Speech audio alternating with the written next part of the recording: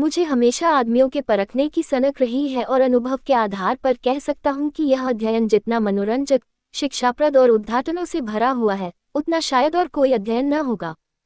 लेकिन अपने दोस्त लाला साइंदयाल से बहुत अरसे तक दोस्ती और बेतकल्लुफी के संबंध रहने पर भी मुझे उनकी थाह न मिली।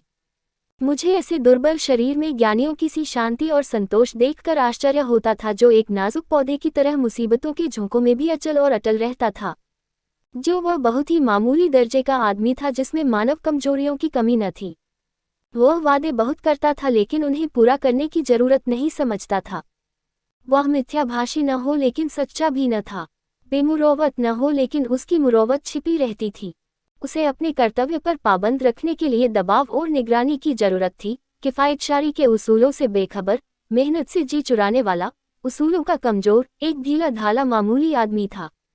लेकिन जब कोई मुसीबत सिर पर आ पड़ती तो उसके दिल में साहस और दृढ़ता की वह जबरदस्त ताकत पैदा हो जाती थी जिसे शहीदों का गुण कह सकते हैं।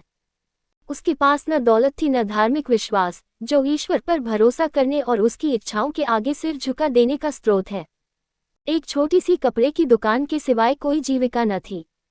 ऐसी हालतों में उसकी हिम्मत और दृढ़ता का सोता कहाँ छिपा हुआ है, वहां तक मेरी अन्वेषण दृष्टि नहीं पहुंचती थी। बाप के मरते ही मुसीबतों ने उस पर छापा मारा। कुछ थोड़ा सा कर्ज विरासत में मिला जिसमें बराबर बढ़ते रहने की आश्चर्यजनक शक्ति छिपी हुई थी। बेचारे ने अभी बरसी से छुटकारा नहीं पाया था कि महाजन ने नालिश की और अदालत के तिलिस्मी अहाते में पहुंचते ही यह छोटी सी हस्ती इस तरह फूली जिस तरह मशक फलती है। टिगरी हुई। जो कुछ जमा जथा थी, बर्तन भौरे, हौदी तवा, उसके गहरे पेट में समा गए। मकान भी न बचा। बेचारे मुसीबतों के मारे साइंदयाल का अब कहीं ठिकाना न था। कौड़ी कौड़ी को मुहताज, न कहीं घर न बार। कई कई दिन फाके से गुजर जाते। अपनी तो खैर उन्हें जरा भी फिक्र न थी, लेकिन बीवी थी, 2-3 बच्चे थे, उनके लिए तो कोई न कोई फिक्र करनी पड़ती थी। कुनबे का साथ और ये बेसरो सामानी बड़ा दर्दनाक दृश्य था। शहर से बाहर एक पेड़ की छांव में यह आदमी अपनी मुसीबत के दिन काट रहा था। सारे दिन बाजारों की खाक छानता। हाँ, मैंने एक बार उस रेलवे स्टेशन पर देखा। उसके सिर पर एक भारी बोझ था। उसका नाजुक, सुख सुविधा में पला हुआ शरीर पसीना पसीना हो रहा था। पैर मुश्किल से उठते थे। दम फूल रहा था, लेकिन चेहरे से मर्दाना हिम्मत और मजबूत इरादे की रोशनी टपकती थी। चेहरे से पूर्ण संतोष झलक रहा था। उसके चेहरे पर ऐसा इत्मीनान था कि जैसे यही उसका बाप दादों का पेशा है। मैं हैरत से उसका मुंह ताकता रह गया। दुख में हमदर्दी दिखलाने की हिम्मत न हुई। कई महीने तक यही कैफियत रही। आखिरकार उसकी हिम्मत और सहन शक्ति उसे इस कठिन दुर्गम घाटी से बाहर निकल लाई। 3 थोड़े ही दिनों के बाद मुसीबतों ने फिर उस पर हमला किया। ईश्वर ऐसा दिन दुश्मन को भी न दिखलाए। मैं 1 महीने के लिए बंबई चला गया था, वहां से लौटकर उससे मिलने गया। आह, वह दृश्य याद करके आज भी रोंगटे खड़े हो जाते हैं और दिल डर से कौप उठता है। सुबह का वक्त था। मैंने दरवाजे पर आवाज दी और हमेशा की तरह बेतकल्लुफ अंदर चला गया, मगर वहां साइंदयाल का वह हंसमुख चेहरा, जिस पर मर्दाना हिम्मत की ताजगी झलकती थी, नजर न आया। मैं 1 महीने के बाद उनके घर जाऊं और वह आंखों से रोते लेकिन होठों से हंसते दौड़कर मेरे गले लिप न जाए। जरूर कोई आफत है। उसकी बीवी सिर झुकाए आई और मुझे उसके कमरे में ले गई। मेरा दिल बैठ गया। साइंदयाल एक चारपाई पर मैले कुचले कपड़े लपेटे, आंखें बंद किए, बड़ा दर्द से कराह रहा था। जिस्म और बिछौने पर मक्खियों के गुच्छे बैठे हुए थे। आहट पाते ही उसने मेरी तरफ देखा। मेरे जिगर के टुकड़े हो गए। हड्डियों का ढौंचा रह गया था। दुर्बलता की इससे ज्यादा सच्ची और करुणा तस्वीर नहीं हो सकती। उसकी बीवी ने मेरी तरफ निराश भरी आंखों से देखा। मेरी आंसू भर आए। उस सिमटे हुए ढौंचे में बीमारी को भी मुश्किल से जगह मिलती होगी, जिंदगी का क्या जिक्र। आखिर मैंने धीरे पुकारा। आवाज सुनते ही वह बड़ी बड़ी आंखें खुल गईं, लेकिन उनमें पीड़ा और शोक के आंसू न थे, संतोष और ईश्वर पर भरोसे की रोशनी थी। और वह पीला चेहरा, आह, वह गंभीर संतोष का मौन चित्र, वह संतोषमय संकल्प की सजीव स्मृति। उसके पीलेपन में मर्दाना हिम्मत की लाली झलकती थी। मैं उसकी सूरत देखकर घबरा गया। क्या ये बुझते हुए चिराग की आखिरी झलक तो नहीं है? मेरी सहमी हुई सूरत देखकर वह मुस्कुराया और बहुत धीमी आवाज में बोला, तुम ऐसे उदास क्यों हो? ये सब मेरे कर्मों का फल है। मगर कुछ अजब बदकिस्मत आदमी था। मुसीबतों को उससे कुछ खास मोहब्बत थी। किसे उम्मीद थी कि वह उस प्राणघातक रोग से मुक्ति पाएगा? डॉक्टरों ने भी जवाब दे दिया था। मौत के मुंह से निकल आया, अगर भविष्य का जरा भी ज्ञान होता तो सबसे पहले मैं उसे जहर दे देता। आह, उस शोकपूर्ण घटना को याद करके कलेजा मुंह को आता है। धिक्कार है इस जिंदगी पर कि बाप अपनी आंखों से अपनी इकलौते बेटे का शोक देखे। कैसा हंसमुख, कैसा खूबसूरत होनहार लड़का था, कैसा सुशील, कैसा मधुर भाषी। जालिम मौत ने उसे छौंट लिया। प्लेग की दुहाई मची हुई थी। शाम को गिल्टी निकली और सुबह को, कैसी मनहूस अशुभ सुबह थी, वह जिंदगी सवेरे के चिराग की तरह बुझ गई। मैं उस वक्त उस बच्चे के पास बैठा हुआ था और साइंदयाल दीवार का सहारा लिए हुए खामोशा आसमान की तरफ देखता था। मेरी और उसकी आंखों के सामने जालिम और बेरहम मौत ने उस बच्चे को हमारी गोद से छीन लिया। मैं रोते हुए साइंदयाल के गले से लिपट गया। सारे घर में कोहराम मचा हुआ था। बेचारी माँ पछाड़े खा रही थी, बहनें दौड़ दौड़कर भाई की लाश से लिपटती थीं। और जरा देर के लिए ईर्ष्या ने भी संवेदना के आगे सिर झुका दिया था। मोहल्ले की औरतों को आंस बहाने के लिए दिल पर जोर डालने की जरूरत न थी। जब मेरे आंसू थमे तो मैंने साइंदयाल की तरफ देखा। आंखों में तो आंसू भरे हुए थे। आह, संतोष का आंखों पर कोई बस नहीं, लेकिन चेहरे पर मर्दाना दृढ़ता और समर्पण का रंग स्पष्ट था।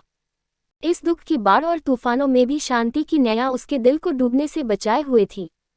इस दृश्य ने मुझे चकित नहीं स्तंभित कर दिया। संभावनाओं की सीमाएं कितनी ही व्यापक हो, ऐसी हृदय द्रावक स्थिति में होश हवास और इत्मीनान को कायम रखना उन सीमाओं से परे है। लेकिन इस दृष्टि से साइंदयाल मानव नहीं, अति मानव था। मैंने रोते हुए कहा, भाई साहब, अब संतोष की परीक्षा का अवसर है। उसने दृढ़ता से उत्तर दिया, हाँ, ये कर्मों का फल है। मैं एक बार फिर भौचक होकर उसका मुंह ताकने लगा। लेकिन साइंदयाल का ये तपस्वियों जैसा धैर्य और ईश्वरेच्छा पर भरोसा अपनी आंखों से देखने पर भी मेरे दिल में संदेह बाकी थे। मुमकिन है, जब तक चोट ताजी है सबका बांध कायम रहे। लेकिन उसकी बुनियादें हिल गई हैं, उसमें दरारें पड़ गई हैं। वो अब ज्यादा देर तक दुख और शोक की जहरों का मुकाबला नहीं कर सकता। क्या संसार की कोई दुर्घटना इतनी हृदय द्रावक, इतनी निर्मम, इतनी कठोर हो सकता है? संतोष और दृढ़ता और धैर्य और ईश्वर पर भरोसा, ये सब उस आंधी के समान घास फूस से ज्यादा नहीं। धार्मिक विश्वास तो क्या, अध्यात्म तक उसके सामने सिर झुका देता है। उसके झोंके आस्था और निष्ठा की जड़ें हिला देते हैं। लेकिन मेरा अनुमान गलत निकला। साइंदयाल ने धीरज को हाथ से न जाने दिया। वह बदस्तूर जिंदगी के कामों में लग गया।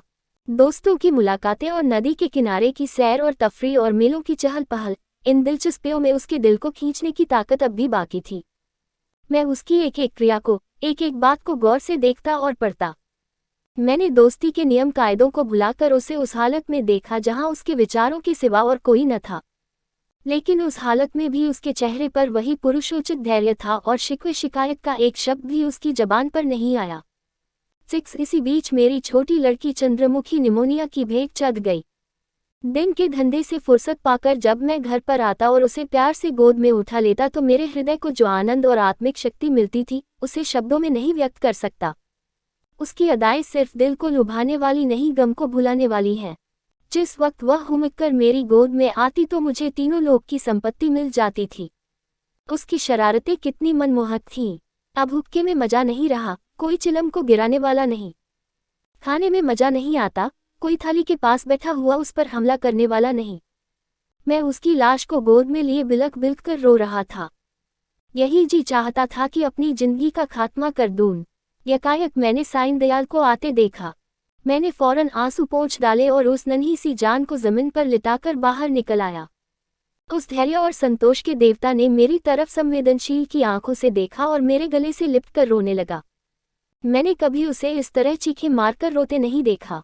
रोते रोते उसी हिचकियां बंद गईं, बेचैनी से बेसुध और बेहार हो गया। ये वही आदमी है जिसका इकलौता बेटा मरा और माथे पर बल नहीं आया।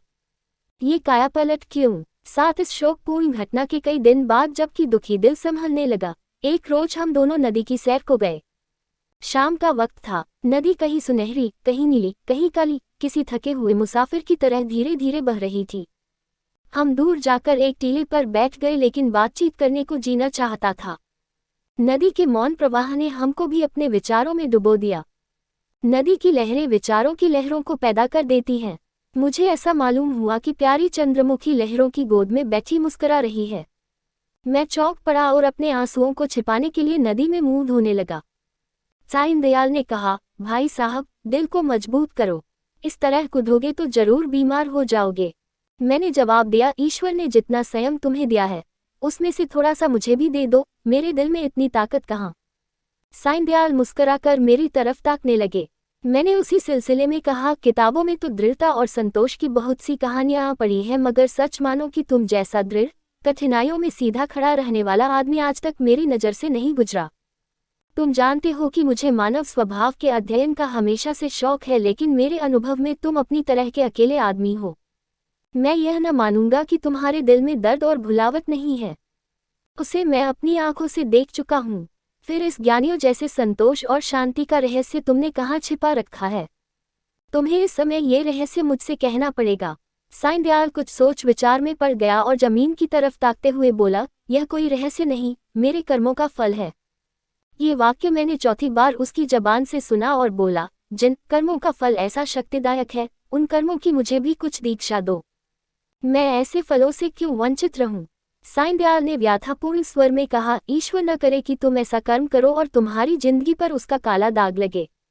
मैंने जो कुछ किया है वह मुझे ऐसा लज्जाजनक और ऐसा घृणित मालूम होता है कि उसकी मुझे जो कुछ सजा मिले मैं उसे खुशी के साथ झेलने को तैयार हूँ।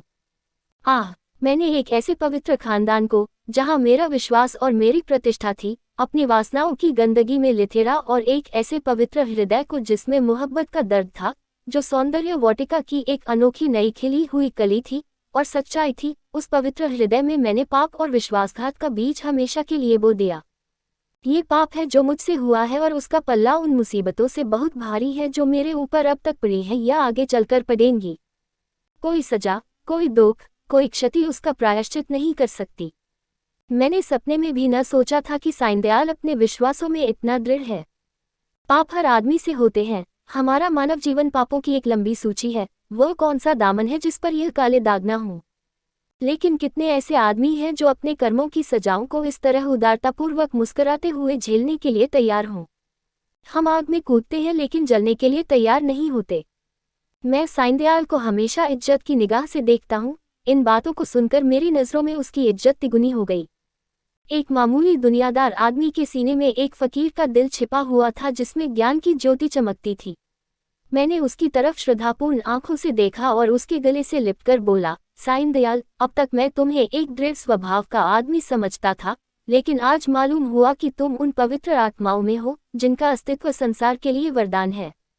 तुम ईश्वर के सच्चे भक्त हो और मैं तुम्हारे पैरों पर सिर झुकाता हूँ। उर्दू, प्रेम 25 से।